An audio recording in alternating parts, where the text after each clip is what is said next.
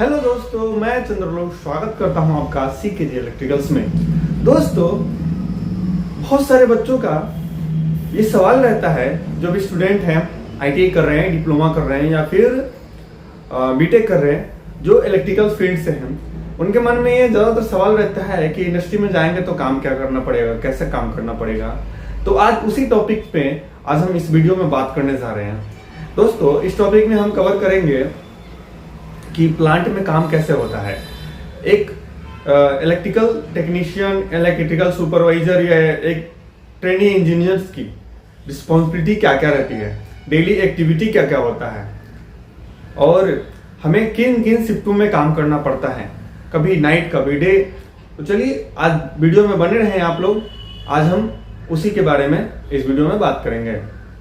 पहला क्वेश्चन है कि ड्यूटी टाइमिंग। तो दोस्तों, प्लांट जो है ना, कोई भी इंडस्ट्रीज, कोई भी कंपनी जो चलती है ना, प्रोडक्शन जो होता है उसका, जो प्रोसेस प्लांट है, पावर प्लांट है, सल्फोनेशन प्लांट है, केमिकल प्लांट है, कोई भी रिफाइनरीज है या ऑटोमोबाइल इंडस्ट्री है, कोई भी प्लांट है ना, 24/7 रन करता है।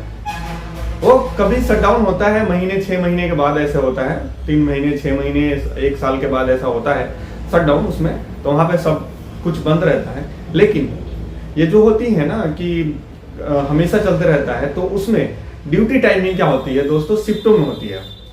जैसे 24 आवर का अपने पास दिन रहता है ना, तो उसमें 8-8 घंटे डिवाइड किया रहता है 3 शिफ्टों में। शिफ्ट रहता है shift A, shift B and shift C.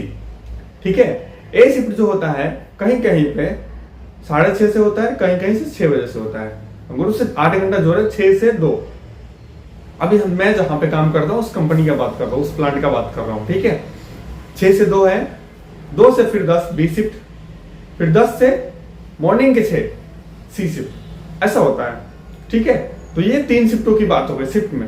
Again एक आता है जनरल शिफ्ट, जिसमें क्या होता है कि जो ऑफिशियल एडमिनिस्ट्रेटिव वर्क करते हैं, जो हाई लेवल के रहते हैं, लाइक एचओडीज रहते हैं, मैनेजर रहते हैं, ये लोग आते हैं जनरल शिफ्ट में।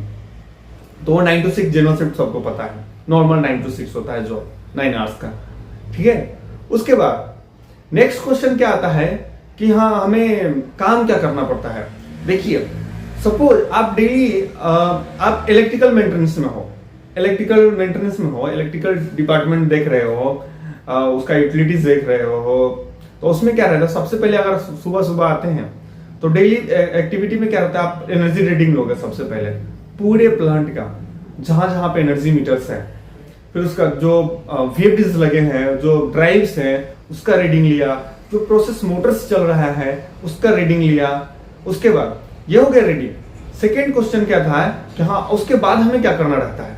रीडिंग तो ले लिया, सुबह सुबह जाते हैं, उसके बाद हमें क्या रहता है कि हमें लोड लेना है कि हाँ, हमारा जो भी इक्विपमेंट चल रहा है, जो सब नॉर्मल रेटेड एम्पियर ले रहा है, नहीं जितना रेटेड एम्पियर है कि हाँ चलो, एक मोटर है 25 एम्पियर पे चलना है, उसको रेटेड एम्पियर है, उसको 25 एम्पियर पे चलना है नॉर्मल में।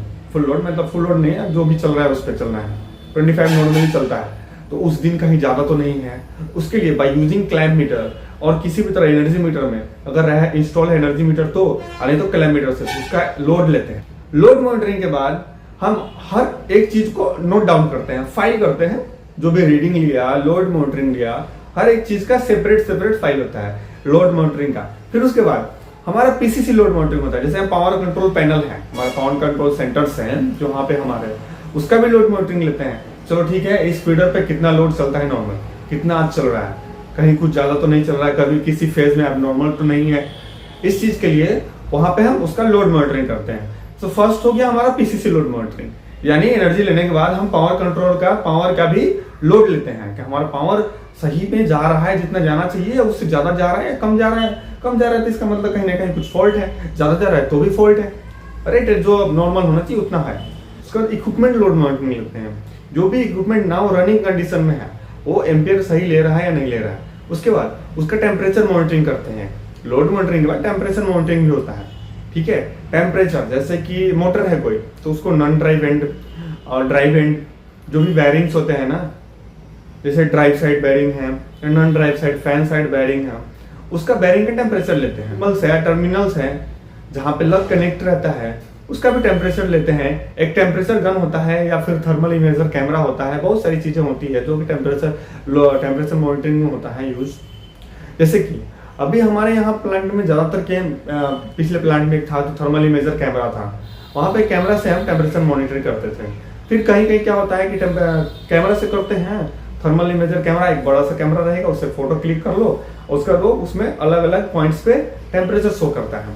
ठीक है, तो वो थर्मल इमेजर कैमरा भी होता है। एक टेम्परेचर गन भी होता है, छोटा सा गन रहेगा, उससे टेम्परेचर, जैसे कोरोना के टाइम पे नहीं लोग यूज करते थे, ऐसे छोटा सा रहेगा ऐसे, वही मतलब पॉइंट करके लेजर लाइट रहता है, उससे जैसे लेजर जहां जाएगा ना उस जगह पे का टेम्परेचर बताएगा। जैसे कि कोई बड़ा सा प्लांट है जहां पे बस डक्ट लगा हुआ है, बस टर्मिनल है, बस ट्रंकिंग है, बस बार्स है, उसका टेम्परेचर लेना बहुत हाइट पे है, तो वहां पे हम लेजर गन का यूज करते हैं, टेम्परेचर लेजर गन का यूज करते हैं। ठीक है, और उसके बाद टेम्परेचर मॉनिटरिंग के बाद क्या करते हैं कि सब कुछ को नोट डाउन करने के बाद, ठीक है, ये सब हो गया। उसके बाद एक आता है PM activity, preventive maintenance activity होता है। जैसे प्रिवेंटिव मेंटेनेंस में ये सब अलग टॉपिक है, इस पे बहुत बड़ा लंबा वीडियो हो जाएगा, मतलब पीएम एक अलग टॉपिक ही है, कितने टाइप का पीएम होता है वो अलग हम इस वीडियो में डिस्कस करेंगे पीएम के बारे में।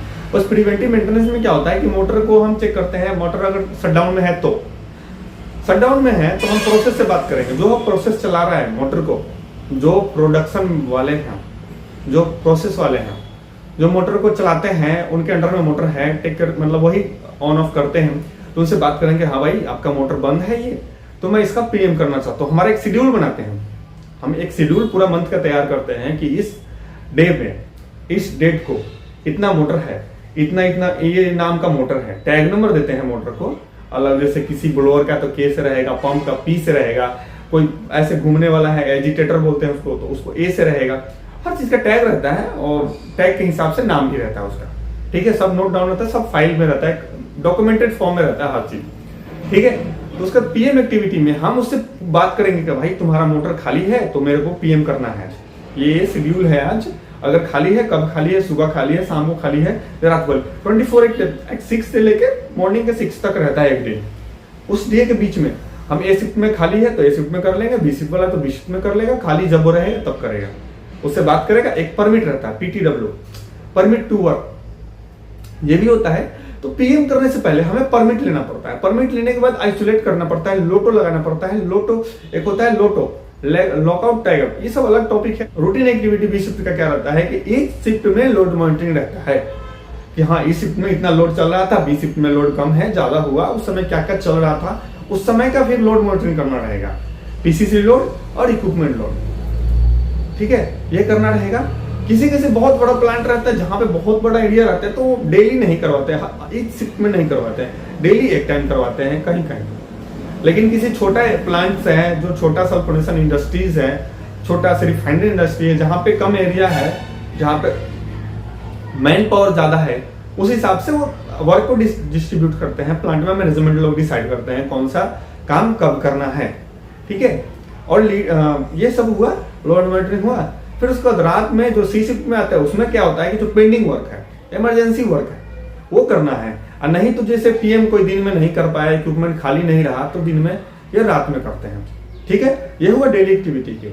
और रही बात शिफ्ट की, तो शिफ्ट इसी तरह है, 6 से 2, 2 से 10, 10 से फिर 6, ये हो गया।